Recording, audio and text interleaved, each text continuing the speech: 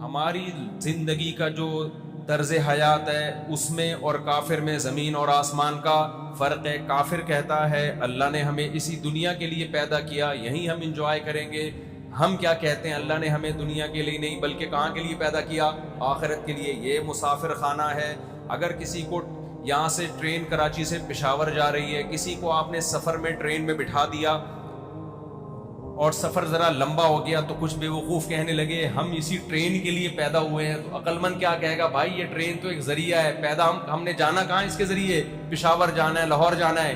تو اللہ میاں نے دنیا کے سفر میں ہمیں اس لیے بھیجا کہ ہم نے جانا کہاں ہے, ہم نے آخرت میں جانا ہے. پہلے برزخ کی حیات ہے, اس کے بعد موت کے بعد زندگی ہے, آخرت کی حیات ہے. یہاں ہمیں پیدا اللہ نے کس کے لیے کیا, آخرت کے لیے کیا ہے. تبھی اللہ مارے گا, سب کو ختم کرے گا.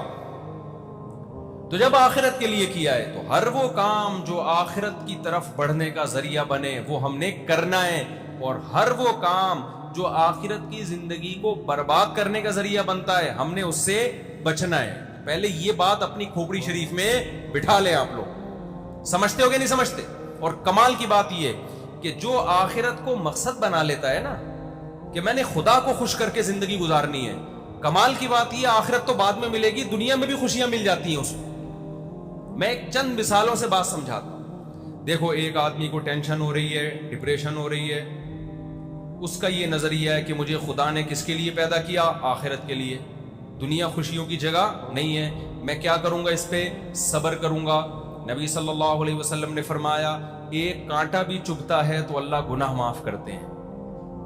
نبی صلی اللہ علیہ وسلم نے فرمایا قیامت کے دن ایک شخص دیکھے گا کہ میں نے وہ نیکیاں کی نہیں ہیں لیکن اللہ نے میرا شمار تہجد گزاروں میں, روزے داروں میں, اتنے نیک لوگوں میں میرا شمار کیا, حالانکہ میں اتنا نیک تھا ہی نہیں. وہ اللہ سے کہے گا اللہ میں اتنا نیک تھا نہیں تو میرا شمار تو نے اتنے نیک لوگوں میں کیسے کر لیا. اللہ میاں کہیں گے تجھے فلاں موقع پہ ایک مصیبت آئی تھی, تو نے اللہ سے شکایت نہیں کی, تو نے صبر کیا. پھر تجھے فلاں موقع پہ مصیبت آئی, تو نے کیا کیا, صبر کیا. یہ سارے صبر میں نے نماز روزے کی جگہ تیرے اعمال نامے میں ان کا ثواب ڈالنا شروع کیا. تو یہ جتنی دنیا میں تجھے مصیبتیں آئی ہیں یہ ساری مصیبتوں کا اجر ہے جو میں تجھے دے رہا ہوں.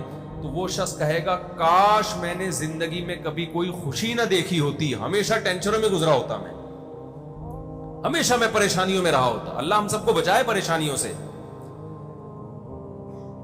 تو میں مثال دے رہا تھا, ایک آدمی جسے کوئی ٹینشن ہوئی, ڈپریشن میں گیا, ایک مصیبت آ گئی.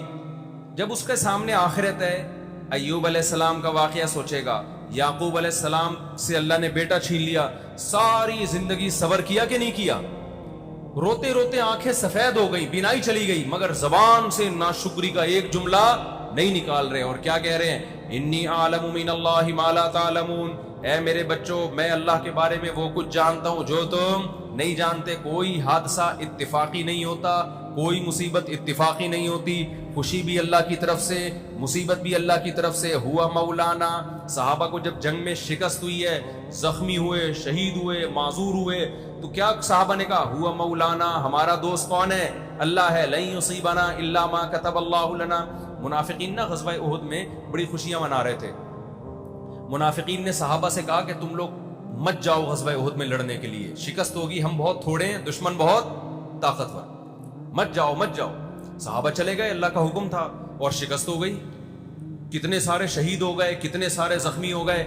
اب منافقین کو مذاق اڑانے کا موقع مل گیا. کہنے لگے ہم تو پہلے ہی کہہ رہے تھے لو نعلم قتالا لاتبعناکم, یہ جہاد تھوڑی ہے, تو خودکشی ہے. اتنے تھوڑے سے لوگ لڑ رہے ہیں, کس سے, اتنے زیادہ لوگوں سے. ہماری بات مان لیتے, اتنے لوگ شہید نہ ہوتے, اتنے زخمی نہ ہوتے. تو اور ان کو مذاق اڑانے کا موقع مل گیا. اللہ نے صحابہ کو کیا جملہ سکھایا کہ جب یہ منافقین مذاق اڑایا کریں تو ان سے یہ کہہ دیا کرو, ادھر توجہ رکھیں, ان سے یہ کہہ دیا کرو لن یصیبنا الا ما كتب اللہ لنا, کہ دیکھو ہمیں جو غم پہنچا ہے وہی پہنچا جو اللہ نے ہمارے مقدر میں لکھ دیا. تو یہ مصیبت اللہ کی طرف سے. ہوا مولانا, مصیبت جب دشمن کی طرف سے پہنچتی ہے تو بڑی خطرناک ہوتی ہے, دوست کی طرف سے پہنچتی ہے تو وہ خطرناک نہیں ہوتی, وہ محبت کی چٹکی ہوتی ہے. دیکھو ایک ٹیکا ڈاکٹر لگاتا ہے, چیخ نکلتی ہے کہ نہیں نکلتی, تکلیف اس میں بھی ہوتی ہے، پھر بھی لگوا رہا ہوتا ہے آدمی، تشریف پہ لگواتا ہے جا کے باقاعدہ ٹیکے، کہہ رہا ہوتا ہے ڈاکٹر صاحب پچھلے ہفتے یہ والی تشریف، اب یہ والی تشریف خالی، اب یہاں لگائیں، کہتا ہے کہ نہیں کرتا ہے کہ نہیں کرتا یہ، حالانکہ تکلیف ہوتی ہے، لیکن پتا ہے بھائی ڈاکٹر صاحب ہیں، یہ ٹیکا میری خیر خواہی میں لگ رہا ہے، یہ تکلیف میرے فائدے کے لیے، مجھے نقصان پہنچانے کے لیے نہیں ہے۔ تو مسلمان کا اللہ پہ ایمان ہے کہ ہوا مولانا، اللہ نے صحابہ کو کہا کہ آپ ان کو کہہ دو جب منافقین مذاق اڑایا کریں، بولو بھائی یہ تکلیف ہمیں اللہ کی طرف سے پہنچی ہے اور وہ ہمارا دوست ہے، وہ ہمارا دشمن نہیں ہے، اور تمہارے ساتھ کیا ہونے والا ہے، تم جو اتنی بغلیں بجا رہے ہو نا خوشیاں، تو یا تو اللہ تمہیں ہمارے ہاتھوں سے ذلیل کرے گا یا جہنم کی آگ ہے تمہارے لیے۔ تو ایک آدمی کو مصیبت پہنچتی ہے، وہ آخرت اس کے سامنے ہے، وہ صبر کرتا ہے، تھوڑے دنوں میں اس کی ٹینشن ختم ہو جاتی ہے، سمجھتے ہو کہ وہ خوشیوں میں، حقیقی خوشیوں میں آ جاتا ہے۔ اور ایک آدمی وہ ہے جس کا آخرت پر ایمان نہیں ہے، جب اسے مصیبت پہنچتی ہے، وہ مصیبت کو، ڈپریشن اور ٹینشن کو دور کرنے کے لیے آج جو لوگ دین کو فالو نہیں کرتے وہ کیا کرتے ہیں، شراب پینا شروع کر دیتے ہیں۔ ہوتا ہے کہ نہیں ہوتا؟ بولو نا کیا ہو گیا؟ وہ چرس پینا شروع کر دے گا، وہ ہیروئن پینا شروع کر دے گا، وہ آئس لینا شروع کر دے گا۔ یہ ہم تو دیکھ رہے ہیں یونیورسٹیوں میں، کالجز میں یہی ہو رہا ہے، یار ٹینشن ہے، بڑی پریشان ہے، پڑھائی کا بڑا بوجھ ہے اور یہ مسئلے اور غم ختم نہیں ہو رہا، پینا شروع۔ اب آپ مجھے بتاؤ اس کی ٹینشن ختم ہوگی یا بڑھے گی؟ بڑھے گی اس کی ٹینشن۔ شراب کا عادی تو ڈپریشن کا پورا ایک ڈبہ ہوتا ہے، وہ ڈپریشن بانٹ رہا ہوتا ہے باقاعدہ جا کے، اس نے بجائے ٹینشنیں ختم ہونے کے ایک اور ٹینشن پال لی ہے، ایک اور ٹینشن پال لی۔ پھر وہ کہتا ہے مجھے پیے بغیر سکون نہیں ملتا، حالانکہ جو پیتے نہیں ہیں ان کو پیے بغیر وہ سکون مل رہا ہوتا ہے جو اس کو پی کے نہیں مل رہا ہوتا۔ کتنی بڑی ٹینشن میں۔ تو اللہ تعالیٰ کا اصول اور ضابطہ یہ ہے کہ جو آخرت کو سامنے رکھ کے زندگی گزارتا ہے نا، دنیا میں بھی مزے کی زندگی صرف اسی کو ملتی ہے، آخرت تو بعد میں ملے گی، اور جو آخرت کو سامنے رکھ کے زندگی نہیں گزارتا اسے دنیا میں بھی خوشی نہیں ملتی، چاہے خوشی کے سارے اسباب کیوں نہ ہو۔ یقین نہ آئے تو یورپ میں، امریکہ میں، ان علاقوں میں جہاں زیادہ لوگوں کے پاس وسائل ہیں، ان علاقوں میں سروے کرو، سب سے زیادہ خودکشیاں انہی علاقوں میں ہو رہی ہیں۔ ابے جن ملکوں میں ٹینشن بالکل بھی نہیں ہے نا، سب سے زیادہ ٹینشن وہی ہے۔ یہ تو ہم لوگ بھی دیکھو بیٹھے بیٹھے لائٹ چلی گئی تھی نا، اس کا مطلب ہمارے ملک میں کیا ہے، ٹینشن ٹھیک ٹھاک ہے، کبھی مائک بند ہو جائے گا، کبھی لائٹ چلی جائے گی، نلکا کھولو گے پانی نہیں آ رہا، ہوا آ رہی ہے، پنکھے سے ہوا نہیں چاہیے وہ نہیں آ رہی ہے۔ میں کل گھر میں سونے کے لیے لیٹا ہوں، پنکھا چلا ہے، ہوا ہی نہیں آ رہی، میں نے کہا کیا مسئلہ ہے یار، یہ ہوا ہی کیوں نہیں آ رہی؟ تو پنکھے ایسے پتہ نہیں کیپیسیٹر کون سا بیس لگا دیتے ہیں اس کے اندر، ہر چیز میں 2 نمبری ہے کہ نہیں ہے؟ پنکھا چلاؤ ہوا نہیں آئے گی، اور نلکا چلاؤ ہوا کے پورے طوفان آنا شروع ہو جائیں گے اس میں، کیا خیال ہے؟ ہوا کے طوفان آنا شروع ہو جائیں گے۔ کتنی ٹینشن ہے۔ خودکشیاں پھر بھی کیا ہیں، کم ہیں۔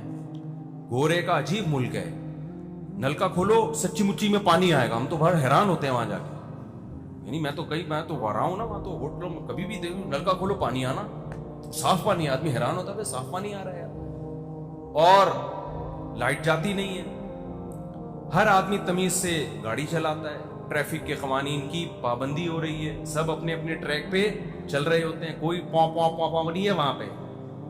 یہاں آپ آؤ نا، بلا وجہ کا ہارن بجا رہا ہوگا بندہ آپ کے پیچھے، آپ پیچھے مڑ کے غصے سے دیکھو گے تو اور دوبارہ بجائے گا۔ بائکوں والے فاسٹ ٹریک پہ جا رہے ہوتے ہیں، آپ ان کو ہارن دو، غصے سے پیچھے مڑ کے دیکھے گا، حالانکہ غلطی اس کی ہے۔ کس قدر بدنظمی، ٹینشنیں، پھر بھی اتنی خودکشیاں نہیں ہیں جتنی باہر ملکوں میں ہیں۔ کیا بات ہے بھائی، تمہارے پاس تو کوئی غم نہیں ہے، تمہارے یہاں تو ان کے بچے تم کو ماموں کہتے ہی نہیں ہیں، وہاں تو ماموں کا لفظ ہی نہیں ہے انگریزی میں، سارے رشتے کیا ہو گئے، ختم ہو گئے۔ کبھی انگریزوں میں سنا یہ ماموں ہے، یہ پھپھو ہے، خالہ ہے، انگلش میں ہے ہی نہیں یہ الفاظ، کیونکہ رشتے ہی کیا ہو گئے، شارٹ ہو گئے مارکیٹ سے۔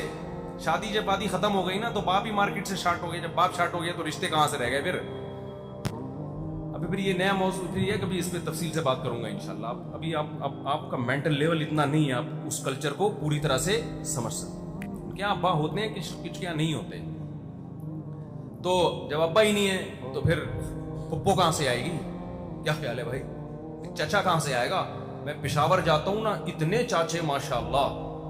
ہمارے کوئی پٹھان شاگرد ملنے آئے گا, ملا. ابھی میں گیا تھا پشاور, جن کے گھر میں ٹھہرا وہ ہمارے شاگرد, انہوں نے بولا یہ استاد جی میرے والد صاحب. میں نے کہا ماشاءاللہ, بڑی خوشی. انہوں نے کہا, میں نے کہا یہ کون کہہ رہی ہے؟ میرے چاچا. میں نے کہا یہ کون کہہ رہی ہے؟ یہ بھی میری چاچا, یہ بھی میرا چاچا. یہ کون؟ یہ بھی میرا چاچا. چاچا ہی نہیں ختم ہو رہے ماشاءاللہ.